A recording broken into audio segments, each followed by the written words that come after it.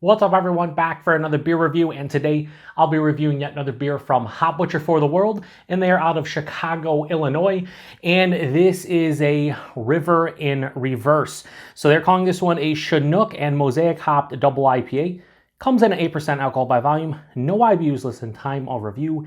This can is just over 2.5 months old. I want to give a huge thanks and shout out once again to Hop Butcher for this beer. So in the description box, I'll post a link to the beer mail video I did that contains all the goodies they hooked me up with. And a couple things about this beer. Number one, I love the label. And you know, when it comes to Hop Butcher and Dan Jetsa, most of the artwork is fantastic. But this one hits me in the feels. Why? I love the colors and just the overall feeling to the Chicago flag. You know, it has the 4 red stars with the 2 light blue stripes and then the white background. That's kind of the inspiration for this label. I want to try and grab the can from Hop Butcher of their Home Sweet Home, which is even more so in that vein. I just love that can.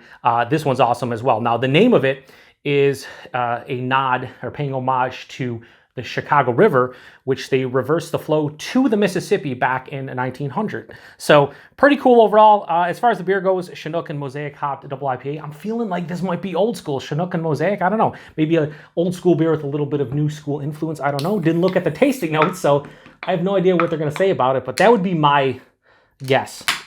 You know, we'll see. Anyway, let's give it a pour here. All right, so when I say give it a pour, I meant spill it everywhere. As you can see, I'm not great at pouring beer. You know, I have almost like 1,500 reviews and still don't know what the fuck I'm doing. We'll clean that up afterwards, not a big deal. Anyway, so as you can see, the beer has spilled everywhere because I'm an idiot. Just how it goes. Sometimes it spills, sometimes it doesn't. Regardless, we'll put it over here. I'm terrible. I'm so terrible. Anyway, so that's a little bit more murky than I assumed. Has this really nice deep honey orange color. A 3-finger of this really lightish orange kind of look to it, more so than anything else. Looks pretty creamy, somewhat soap sudsy, but mostly creamy, very tightly compact bubbles, couple bigger ones in there, but yeah, it looks nice. Looks like, you know, like an older school hazy, we'll say. It's good nose. Okay, so this is just over 2.5 months old. And there's still a really nice aroma here. It's not amazing or anything, not blowing me away, but it's nice. And dare I say, it has some old school kind of feel to it. So it has like that resinous pine, but then there's a big sweetness. So it has like a sweet kind of like citrus and kind of like orange kind of feel to it. I'd say more grapefruit, like grapefruit, sweet orange and grapefruit with a nice resinous pine. There's a little bit of like a red berry in there, nondescript, probably coming from the Mosaic. Substantial earthiness as well. Ooh, I just went back. There's a big dankness. What the fuck? Ooh, so I think the Chinook is kind of the star of the show here. There's resinous pine. There's a big earthiness. There's a dankness, almost like a floral-esque type of thing going on too. But then you get that, you know, slight, I'd say red berry or nondescript red berry, and then a sweeter, almost candied orange, I'd say orange peel, maybe grapefruit peel, something like that, like a sweeter kind of version of those. It smells pretty good, honestly. It smells a little bit, again, this smells like it has West Coast style double IPA kind of characteristics at its core with a little bit of like a new school style influence. Pretty cool. Let's get into it. Cheers. Thanks, Hop Butcher.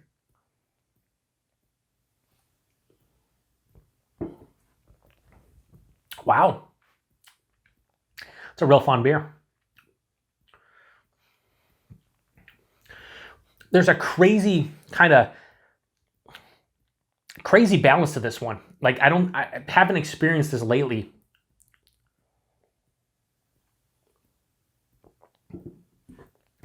Let's go body mouthfeel, then we'll talk about what I'm experiencing.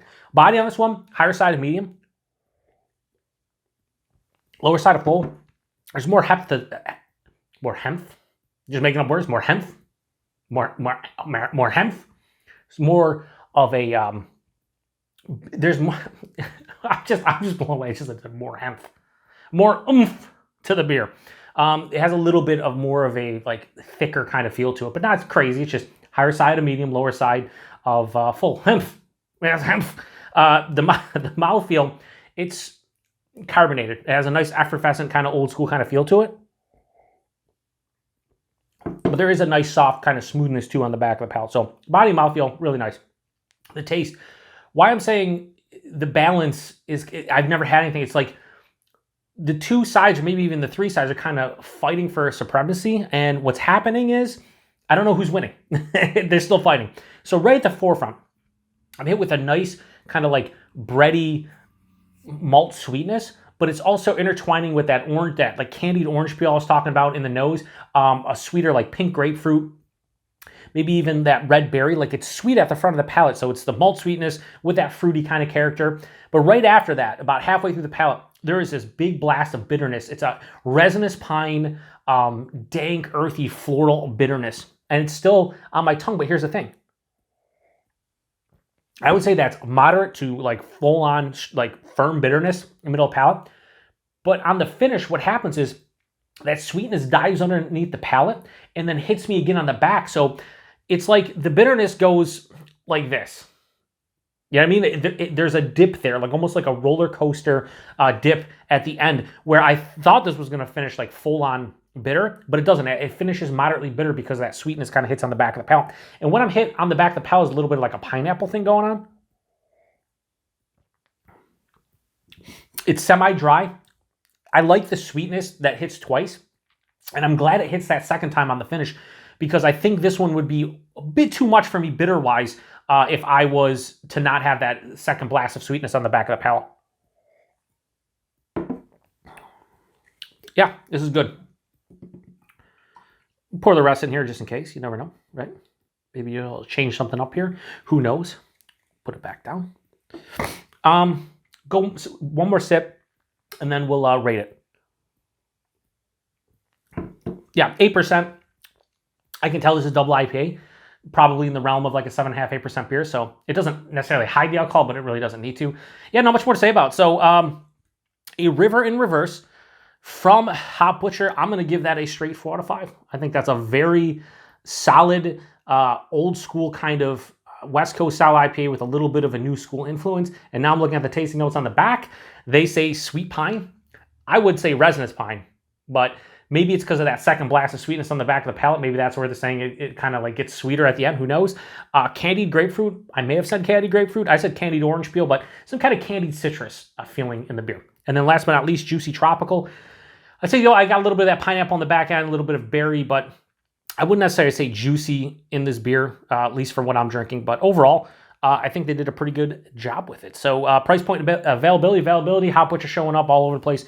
We just got a drop of their Jardinera and beef dip within the past 2 weeks of me doing this review. And I know a lot of other people are seeing their stuff drop locally here and there. Otherwise, if you're like in Europe, you can get them online apparently and whatnot. So you can get Hop Butcher stuff if you really want to. And price point, I believe they're $15.99 a 4-pack in the Chicagoland area. If this showed up locally, probably be like 18 to 20 bucks a 4-pack, which is what you're probably going to pay for most double IPAs nowadays. Anyway, huge thanks to Hop Butcher for this one. If you've had this one, post in this comment section. Let me know what you think about it. Did the body have a good humph?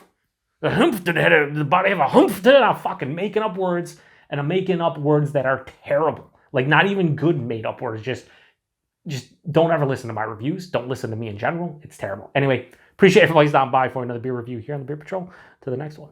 Cheers.